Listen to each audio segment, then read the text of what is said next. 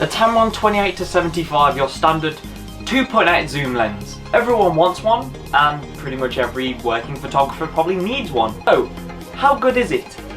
Well, spoiler, it's incredible. And we're going to review it.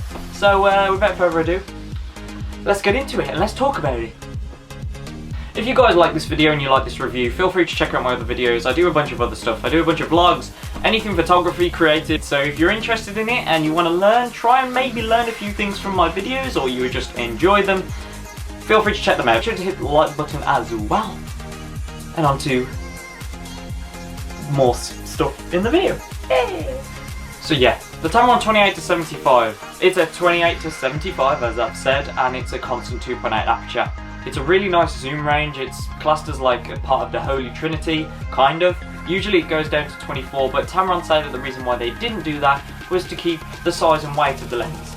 And the weight is really nice. It's not super heavy, it's not super long, it's not super chunky. It fits on the camera really nice. I usually shoot this on an A7 III.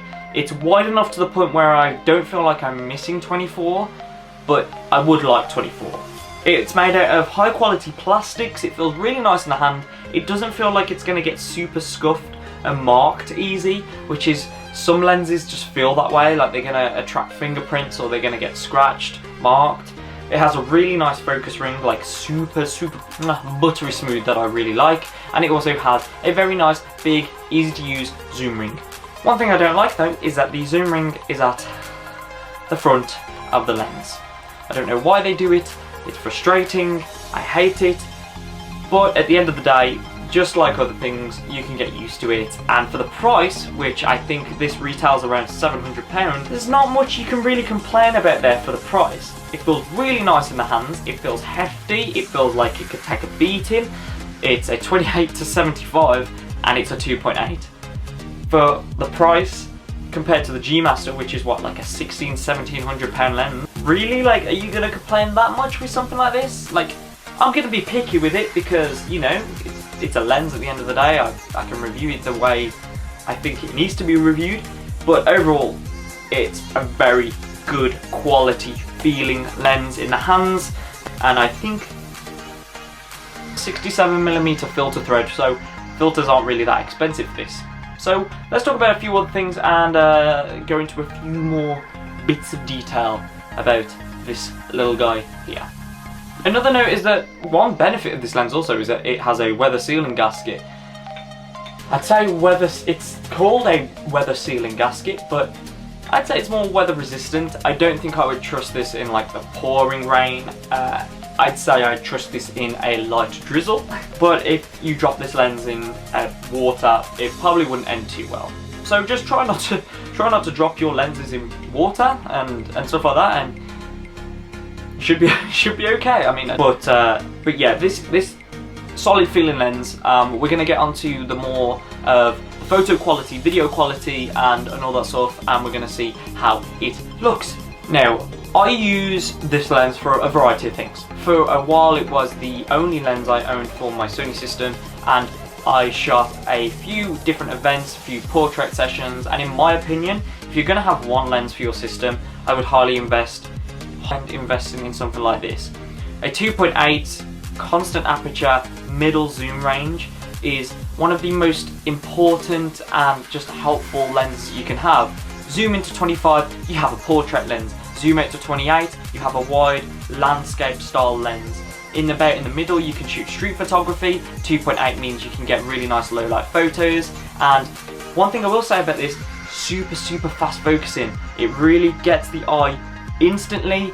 even in low light, I've never had any issues with any low light focusing, especially when you have to bump up the ISO or lower the shutter speed. I've had absolutely no issues at all, especially in video. Like, you find that in video, like this lens in particular, I'm going to do a review on this lens. This is the 35mm 1.4 that I'm recording with right now, and I've noticed that this lens has a little bit more difficulty finding focus. Now that is a 1.4 and this is a 2.8, but I have never had an issue with this missing focus or unable to find focus in video. It hits animal eye autofocus perfectly. It can just obtain focus in literally like a second, and it is absolutely incredible. I can only imagine that this would be amazing paired up with a new A7R4, where you've got eye autofocus in video and all that good stuff. Super fast. I've literally never had an issue with it not being able to find the eye, and that's over the last like 3 or 4 months of shooting in such a wide variety of situations: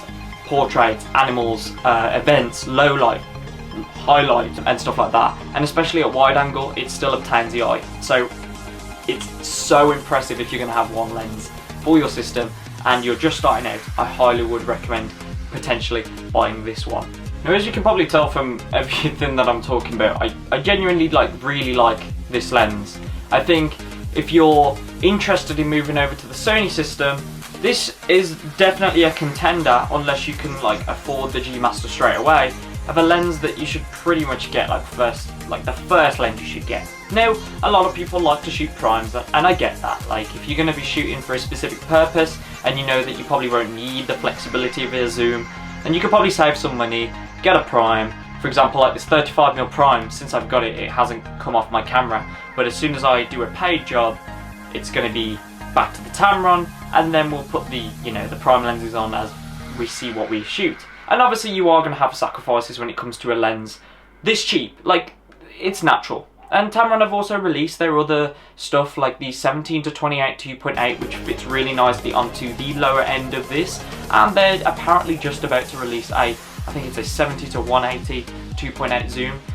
But overall, I have had pretty much no issues with this lens at all. I have never had a focus issue. I've never had it hunt for focus. I've never had any issues with video.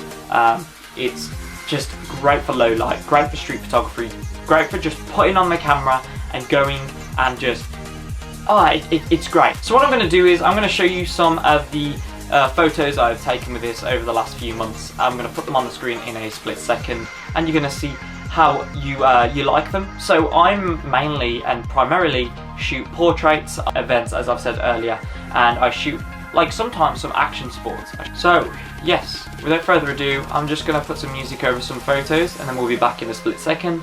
So have a look, see what you think. I'm not claiming to be like the best photographer in the world, but yeah, have a look, see what you think, and we'll be back in a second.